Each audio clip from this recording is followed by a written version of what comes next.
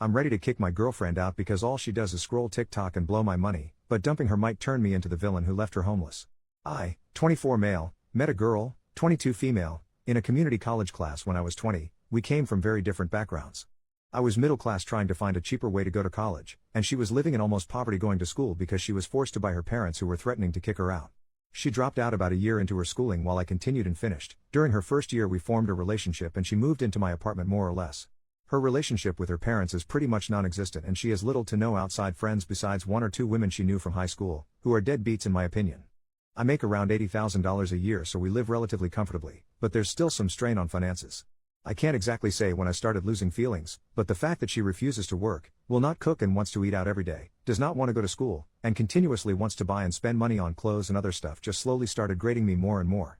I work in a female-dominated workplace, and seeing, having conversations, and interacting with coworkers who have so much going for them, have fun hobbies, and aspirations makes it all the more worse when your girlfriend is chronically online and spends 7 hours a day scrolling through Instagram or TikTok reels and thinks having sex is all she needs to do on her end.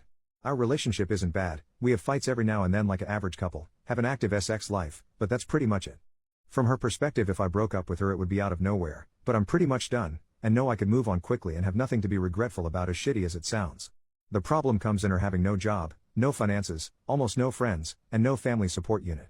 I'm not a monster, I don't want to make someone virtually homeless, but I don't want to be stuck with someone who has nothing going for them either.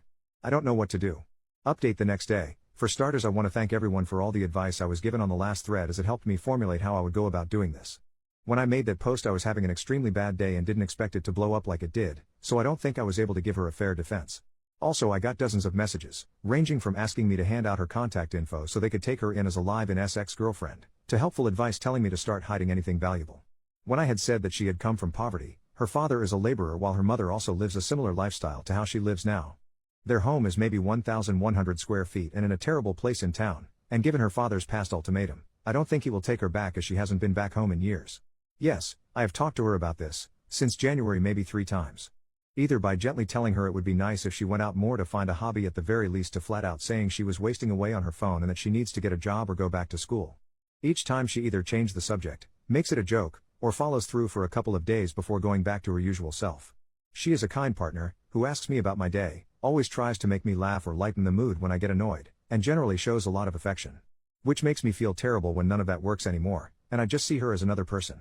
Now for the confrontation. Last night when we were both getting ready for bed, I didn't take my clothes off and instead just stood there telling her we needed to talk. At first she was just smiling and jumping up and down on the bed with her knees thinking I wasn't as serious as I was, but eventually she was able to read the mood. I told her something wasn't feeling right anymore, that I've tried to make this work and be patient with her for the past few years, but I didn't know how much more time I was willing to spend waiting for her to get a job, go back to school, or just get a hobby if anything. I told her that it annoyed and grated me that she just didn't seem to care about herself, and that I hated she had no goals or aspirations. This was probably the first time in a long time she was as attentive as she's ever been during this conversation, and agreed to whatever I was saying, even also giving suggestions on where she can apply, what courses were starting to interest her, and even said I could look over her as she submitted applications online to make sure she wasn't lying. In her head it seemed like I was still willing to make this work, and a part of me believed this would finally be the moment that she would change. So it made the next part even harder for me and for her. At her first I told her I didn't love her the same way, which slowly but eventually led to me saying I didn't feel anything at all about this relationship and was jaded. I was tired and wanted a fresh start with someone who was more goal-oriented, and wanted something more out of life. When she realized what I was getting at, she started to cry and asked why I didn't mention this sooner, and I said I've always asked her to cook, to go out with me to try something out, or to just go back to school, even when I offered to pay for her classes. Anything. She said she understands that part, but was upset why I didn't say it was leading to me losing interest in her, because from her perspective it seemed as if I still loved her all the same.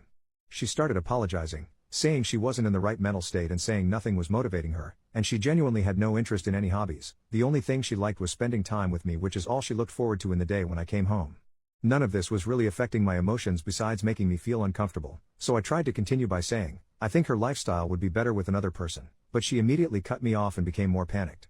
She started to apologize again for what she's done and said she would be a better girlfriend, that she would go with me tomorrow to wherever I wanted to go, and would look for courses in August that she could start doing.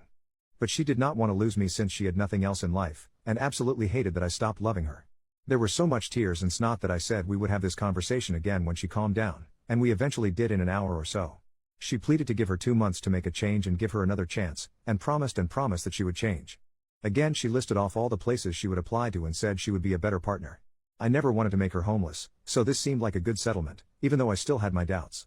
I then reaffirmed that I wanted to see other people, but she seemed much more adamant on this issue than the aspirations issue that she would be able to fix this. She said just give her a month to try and make the relationship work, and asked me again and again on what she could do to make her love her again, and that she didn't want me to hate her. She said that this was the worst part of it all, in the only person that she had just being done. It seemed as if she was about to break down again, so I said okay, we'll see how this relationship is in a month.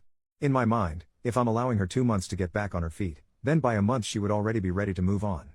I also didn't want her to suffer a complete mental breakdown while I was still living her, so giving her a month to let her fix the relationship would give her enough time to accept things. I slept on the couch last night, and will probably continue doing so for a while. She came out at about 3 a.m. wanting to talk some more, but I said I was exhausted and we would do it tomorrow. She then slept on the floor beside me for the rest of the night, apologizing again. When I told her to stop, she silently said okay and sobbed for a bit under her blanket.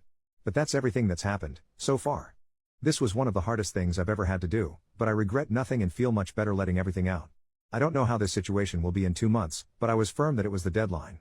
This post will probably get buried, so I probably won't do another update since I don't think anyone will care about this in a week or a month, but I will definitely private message those of you who have been helping me through this on how it turns out, or those who just want to be updated. But yeah, thanks. Edit, for all of you who keep asking what my workplace is, I'm an RN. Second update the next day. I want everyone who has private messaged me to know I read them all, especially those of you who have gone through similar circumstances as me and have shared your stories. I've been doing some self-reflecting and think I know how I want to go about this that will help with my lack of communication skills. I know I'm not a perfect person, but I still stand by my decisions I made that night 100% through and through. I might post an update sooner in a week or so, as the day after our fight am filled with a bit more hope than usual. Don't know how long it will last, but better make use of it. But again, just wanted to post this for everyone sharing your stories with me privately, as I can't message you all, as it's been helping me make decisions on what to do about this all immensely. Third update 1 week after the original post. Hey all, it's been about a week since my last post and thought I'd give an update. I find it easier to write than to speak in many situations, so this has been a great way to help my decisions and clear my head. Writing everything down has helped tremendously, and I will continue to do so until this is all over, and I will nuke everything afterwards. After the night confrontation, we didn't really speak all too much at home, with it being dry and awkward for a day or two, but I have been told I'm a workaholic by nature, so it was easy for me to stay at the hospital as a distraction, but in that time she did start to cook again. We weren't in the mood to go out to eat together. Eventually though, I sat down with her after she asked for a more thorough conversation on why I felt our relationship was failing. She promised not to cry or get upset, but wanted me to be 100% upfront so she had a better way of understanding, stating she wanted to try everything to fix this. I was really apprehensive about this, and I can't really explain why, but given being together for 4 years, I wanted to at least make an effort myself out of respect, even though a large part of me was angry for even doing so, as I feel I've never had the same from her. There have been many different camps in my last update, the main ones being kick her out immediately and leave her before it gets worse, try to find a way to fix our relationship, or end the relationship altogether but continue living with someone who would probably become absolutely neurotic. If I was going to let her stay for 2 months, I would absolutely not be dealing with that. I took consideration in all these main advice discussions and read through almost every reply. Even the most assumptive, bizarre and downright unhinged Redditor takes. More importantly, I took heavy influence of those who have shared with me their past stories, which either led to them being stuck in loveless relationships for years or eventually being able to overcome their problems and have an even stronger connection. Thank you again for your private messages. I read through a lot of your lives. Now for our conversation. She said she saw something on TikTok where couples put a phone on a table with a timer and wanted to do something similar, for each person to air what made them upset. I said that was dumb. If we were going to talk about our problems, it would be better if there was no time limit. She eventually agreed and said I could go first, asking me first when was the time that I completely lost my love in her. As I said before, it was never one action, but a grating feeling that got worse and worse until it got to this point, and I told her that, so she then asked when was the time I felt the most angry. I said it would take some time to think for me, and she said that was fine. After a few minutes something came to mind. I couldn't formulate the right words at first, but it eventually just started to come out. I told her the worst time was when I was first starting at my hospital. To keep it short, the tempo was brutal. It was constant work with little to no downtime, as I was constantly learning new things that school would have never taught me, while being expected to be able to handle it as a professional. It was without a doubt the most stressed I've ever been, and I feel like other RNs can relate here. That year hardened the way I think now. That hard work does pay off, if you have the drive and the passion. I told her I think that was when I started losing feelings the fastest, seeing her at home doing absolutely nothing. Coming home to no food made, to her not working a job, to her not learning anything, completely stuck to the internet with nothing to show for it. I said it made me even more upset when I had given suggestions for jobs with pretty easy schedules, or to find a new interest in school that would pan out better than last time, only to be rejected at my every attempt. I told her flat out that it disgusted me. She asked me why I didn't make this a bigger issue at the time, that I should have communicated this to her, but I said there's some things that shouldn't have to be said. I should /n''t/ have to remind her to wash her ass, eat, do something other than mindlessly scrolling on her phone for hours at a day, every day. I also told her that after coming home from the hospital during more stressful days, the last thing I wanted was to spend my time begging my girlfriend to do something productive, so I held my tongue and settled as she was still nice and caring. I had no other reasons to end it, and so the resentment grew worse from then on. It was around here that I became more mean to my regret now, but I will still input it as I have everything else. I told her that when she dropped nursing, I was upset since I felt that she was more than capable of doing what I had done. But after spending more time in the relationship, and spending more time getting to know her, I knew that with the type of person she was there was no way she could have ever finished. Which is why I suggested easier and more laid-back jobs, less demanding majors for school, shit. Even if she just cooked or found an interesting hobby at that point, I would have appreciated it. Still, she chose to do nothing for years. It's just the type of person she was and why I felt done for her romantically over time. She asked me if I hated her, and I said I didn't know. I told her she was very loving and kind, but I hated how she handled her life to this point. That I felt no ill will towards her after airing everything out, but I also felt nothing else. I just felt done and ready to move on. Throughout this conversation we kept eye contact, and there were times it seems like she would break, but like she said, she remained as calm as she could while I said what I had to say. I told her I was done and she could say her piece now, but she asked if we could continue the conversation later and locked herself in our room for the rest of the day. The next day we sat down again and finished the conversation. She told me that she thinks she's depressed, saying that she didn't feel sad before that night, just had no motivation of doing anything. I had a couple of messages telling me to ask her to get tested for ADHD, but when I started bringing it up she was very adamant that is not something she felt comfortable with. I knew she didn't like needles or going to the hospital in general, but her flat out refusing to get tested for disorders when I told her it was not at all like a regular hospital visit surprised me. She asked me if she was able to change in her behaviors, would I give her another chance? I said I didn't know, as I felt nothing right now and didn't know if her doing it would bring any feeling back. Especially since it took my breaking point to do so. She asked if there was any compromise, and I told her again, if in a month I felt like there was enough reason to stay together I would, but that there was no guarantee that my feelings would return. But I would match any effort she also put out. She was frustrated by my answer, but I said that's how it would be. She gave me a piece of paper to look at that she was working on last night that had a list of hobbies and interests she wanted to look into, the two major ones being photography and cooking again. She told me that she was looking into these while also showing me her phone, giving proof that she was putting in applications on Indeed and Glassdoor for some entry-level positions that she might get hired in. I told her if she was able to show enough passion or interest in these hobbies that she showed, I would not care about her working, just anything to improve herself. But if she didn't do anything at all, then it would be best to look for a new job to help her if she moves out. I've also been asked in private messages if I have any personal friends to talk to. There's 2 female coworkers I confide some information in given how many hours we work together at our hospital, and who I completely trust as in my opinion they are extremely grounded. They both said I would eventually get love bombed and this would all go back to how it once was, and that I needed to stand firm with moving on. They've very helpful friends who have even offered to let me stay over for a few nights, giving the reason that I would fall for her manipulation if I continued being anywhere near her, in their own words. But it didn't feel right since I'm still technically in a relationship, but I said I would consider it if the situation worsened. But again, I find them grounded, so I always try to take their advice to heart. Despite numerous messages from you all privately or openly telling me that this will be a mistake, I want to make the attempt to give this one last try. Though I feel heavily closed and guarded and still feel indifferent with our current situation. But a lot of you have told me this can eventually change with enough work from both parties. I have also taken the advice of those saying to cut off sex, which was my intention from the start anyway, by continuing to sleep in the living room. But each day she has been sleeping on the floor right below me, even when I tell her I'd rather be alone with my thoughts, telling me this is something she would not accept. But that's everything so far. Next update will probably be at the month mark, as there's nothing else I feel like I need to say for now, just waiting to see if things can get better now that we're working on this somewhat. Fourth update 3 weeks after the original post. Hello. A lot has happened in the past 2 weeks. It's actually felt more like a month with how much has gone down. My girlfriend was very proactive last week. It was a manic influx of energy as she tried to get interested in many different things that she thought she could enjoy. I kept my promise in meeting her halfway and tried my best at helping her in whatever way I could. The only real interest that she's been mainly sticking with is photography. I've said before that she has a stockpile of clothes that she's had over the years, and she sold a few of them on Depop in order to get enough money to get a Canon 250D camera that she says is good for starting out. She's looked a lot more into this than me. I strongly assume she stuck with this hobby as it gave her a chance to spend more time with me, as she continued asking me to go out into the city to take pictures and test out her camera. Given that I had promised to match her energy and didn't want to be a hypocrite, I did so even when I came home from longer shifts at the hospital. There was a major change in her behavior, however. While she usually was a very loving and affectionate partner, it had been turned up to its max during the first week. She asked me maybe 8 times a day how I was doing, if I was upset, what I wanted to do for the rest of the day, etc., just trying to gauge my mood. When we went out, her PDA was also maxed. She wanted to kiss, hold hands, and spend the night out as long as possible, even when I said I had to go in early to work the next day. It's hard to describe in words what she was doing. I don't know if it was exactly love bombing, but with the energy she putting out, I was fully expecting a crash to come, and it did during the second week. I'll talk about that in another post. There was only so much I could handle before I needed a break, especially with how I was still feeling after everything that had happened prior. My friends at work are the only other people I have been engaging with, and I've told them everything that has been happening. They warned me again that I was getting love bombed like they predicted, and it would only get worse. They asked me what I would do if I was stuck with her longer than 2 months, and I said my lease would be ending soon, so it was helping ease my mind, as I wouldn't mind moving if this all turned out for the worse, while still giving her enough time of a heads up. They stated their concerns that I was coming to work more tired than usual and it was getting noticeable, but I told them that I felt fine. During the weekend they had insisted that I go out with them to help my mood, stating that too much time in my apartment was not good for my health in my current situation. I declined when first offered, but after being asked again the day of, I agreed, and for most of the day I was with them having a really good time. In fact, it helped to regain my mood considerably. Naturally, my girlfriend was wondering where I had been the entire day, but I told her I had been with friends, and even though she was disappointed we couldn't go out for the day, I promised her we would spend all day tomorrow together.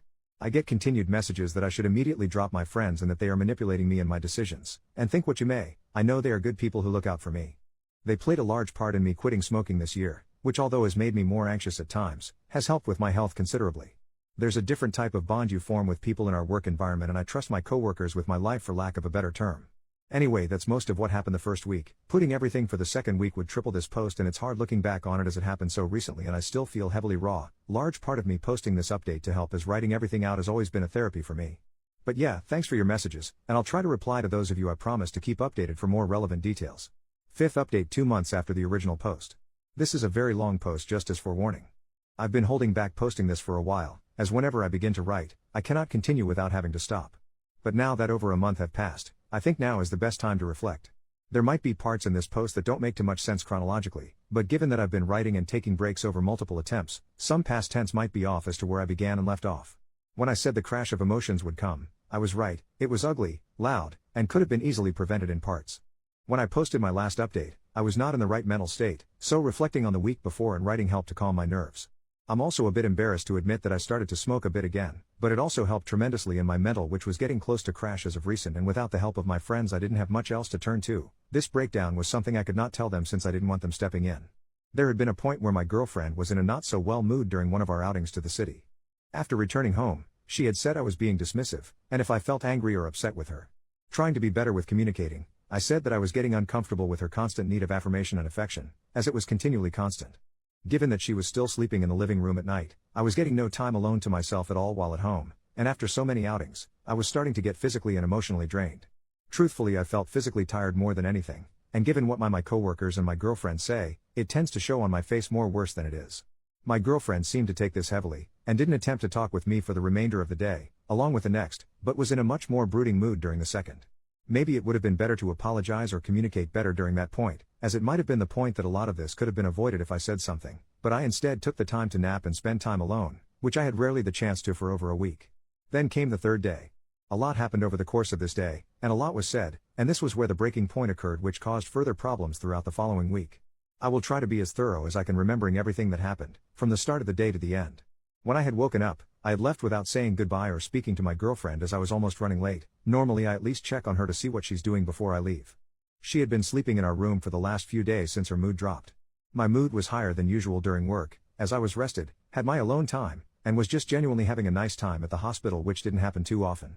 There were a few times when my coworkers would go out to eat after work, and for the past few weeks I had been declining, but on this given day I had joined them, which led to me arriving home around 9 or later. It was pretty late and I had a few drinks.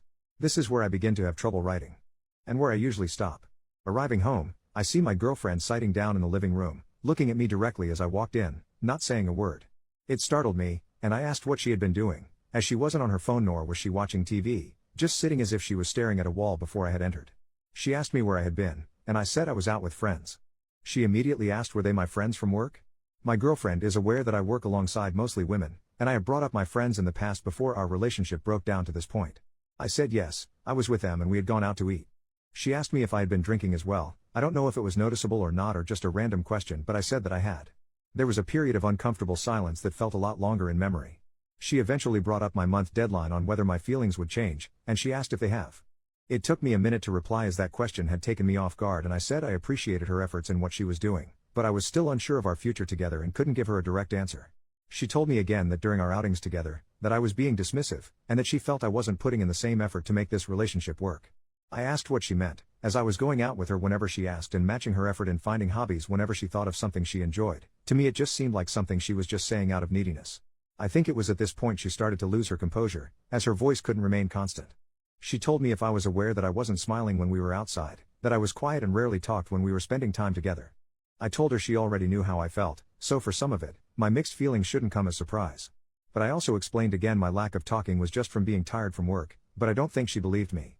She told me she's constantly overthinking how I feel now that she knows I've lost feelings, and doesn't know what she can do to make them come back.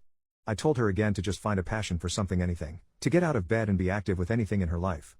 She says it's been 2 weeks and she's been as active as she can possibly be, to the point that it was causing her mental stress, but my mood wasn't improving, and she's wondering if anything will actually change now that it's closer to a month. And then came the full breakdown. Through tears and a broken voice, she tells me how much she loves me, how much affection and love she has given me throughout this relationship, just for me to throw it away over something as stupid as my conditions, as if it was just an excuse to end things, if I ever really loved her at all while we were together. She goes on to say that even with how upset she is at me, and how hurt and betrayed she has felt by the one person she has, that she still loves me and wants to continue our relationship. She tells me there will be nothing for her if I leave, no one, no place, no future, her will to live will be gone and she won't know what to do with herself. Now there's a lot I could have said during this, but I don't think I can accurately convey just how hard she was breaking down emotionally during this exchange. There were points as to where she was almost screaming, completely bawling, and it all just made me freeze, as this was the first time I've ever witnessed her fall apart at this level. She goes on again to say there's no reason to live if this is the end, it won't matter what job she gets, another month will not be enough, and she knows I still won't want to be with her, and that she will have nothing. After everything was said, she locked herself again in our room, and stayed there for a few more days. Whenever I tried to knock to initiate conversation, she screamed for me to go away, and I did. A few days later, she had finally calmed down enough to where we could speak to each other, and she changed her attitude 180. She was still upset, but extremely apologetic in what she did and said, telling me that a lot of it was just in the moment and she didn't mean it. The days that I was finally able to spend alone, without her or my friends, gave me the mental to finally do what I should have a month ago. I told her as gently and as calmly as I could that it was over, that there was no chance that we could be together at this point and I no longer wanted to be in a relationship. I told her I would let her stay for an additional 2 months until she could find a job and help her get on her feet. I also said that if she was unable to do anything by that time, then I would be gone and moved out. She started to cry again, but in a much more defeated manner that almost made me break myself, but she agreed to the terms, and it was finally done. She was able to get a job at a supermarket about a week afterwards, but only part-time at first as that was all they were offering. After our final confrontation, our speaking terms were more or less dead. Whenever she was off work she would be in her room alone for the remainder of the day and night. I had stayed on the couch as at this point I was pretty much used to it and didn't really mind it. It feels really wrong and selfish to say, but I felt extremely free and happy for a bit. I didn't inform my coworkers about my breakup when it happened, and just continued to vaguely say that we were working on it. But during that time I frequently started going out a lot more with them after work, as staying in our apartment felt more like a chore and depressing. I had hit a high that I had not felt in a long while, and then everything came crashing on me the following week. I had contracted pneumonia, and was off work for about 2 weeks to recover. At first I thought I had caught a cold, but one day it hit like a brick and my lungs felt at 50% capacity. I couldn't take a deep breath without going into a fit of coughing and I constantly felt fatigued. Even now as I write this update with most of my symptoms gone I still have to use an inhaler to help myself breath at times. For most of the days that I had been sick I was sleeping, most days between 12 to 14 hours, and the time that I was awake I was lying down. When I told her what I had contracted and she saw how sick I was she offered to let me have the bedroom again, but I refused and said that I was fine. Since she was working part-time there was still a lot of time that she was spending at home, and for the first few days she left me alone. But towards the middle of the first week I was sick she started to occasionally check on me to see if I was okay and if I wanted anything to eat. Honestly I hated that me being sick forced us to interact, not because I was mad or anything, but because it felt incredibly weird and awkward, and that I had to depend on her now for a few things not even a week after we had broken up. I didn't feel well enough to get groceries like I normally did, and since she already worked at a supermarket she insisted that she buy food instead, and when I gave her my card she refused it and said she would buy it herself. For the most part I was snacking on fruit and cookies, but she said if I was going to get better that I eat actual meals, so she began to cook for me even when I said I didn't want anything. Even with this, we didn't eat together for the first week as she went back to her room after checking on me.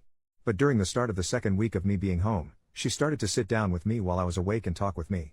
She told me about her day at work and her coworkers, and a bunch of other stuff. It felt like a lot of it were things she wanted to tell me earlier but couldn't because everything was still raw.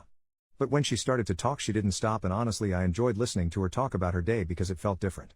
It went from talking to us watching TV together during nights that I couldn't fall asleep to us just talking about our issues that we've been holding to ourselves for a while.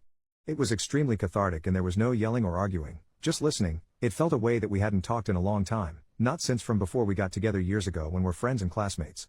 Sometime during the second week I had hit a point where I felt extremely ill and I didn't want to talk or do anything, but I couldn't sleep either because I kept on coughing. She didn't go to work that day and stayed beside me for a long while. We didn't talk at all, but she made sure I was still eating and drinking water. There's a lot that can be said on how those 2 weeks made me feel about my situation with her and everything that had happened, but I can't convey them in words, much less writing, but I'll just say it was a lot of time to think. Since I've recovered, I had been trying to make a bigger effort to talk with her, but at the same time not trying to make it feel forced as it may have felt a month ago. Just random conversations about random things, about how her photos were going, how work was doing, if she liked her boss, just whatever. She spent less time in her room and more time in the living room with me when I had gotten home, just talking about her day and work, customers and coworkers, and in turn I told her about my day. Gradually within these weeks it feels as if the transition of being in relationship to being friends is a lot more apparent, and it feels better and more organic this way as it's become easier to communicate. Even still though, there's a barrier between us, something that formed from our final argument, and it's hard to describe exactly what it is, but it's there. The deadline that I had formed for me moving out is at the end of October, as that's when my lease ends. I'll post another update around that time. This post has turned a lot longer than I thought, but it's nice looking back on everything and seeing how our situation has been changing for the better. If you're still around reading this, thanks for the continued messages regarding my situation. Sorry if I couldn't reply in the meantime.